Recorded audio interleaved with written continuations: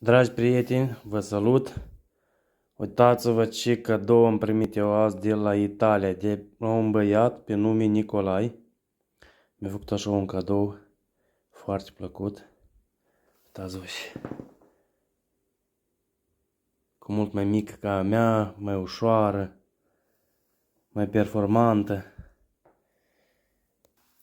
Nicolai, vreau să-ți transmit că ești un om cu suflet mare și vreau să-ți mulțumesc din tot sufletul pentru așa cadou. Să-ți dai Domnul multă sănătate și, dragii mei prieteni care vă vedeți filmulețul ăsta, puneți un like, scrieți un comentariu ce părere aveți și să vă spun sincer, eu sunt foarte mulțumit, fiindcă, într-adevăr, cum a spus cineva și cum vă spun și eu, că pe lumea asta sunt oameni și cu mult, și mulți răi, dar și mulți buni.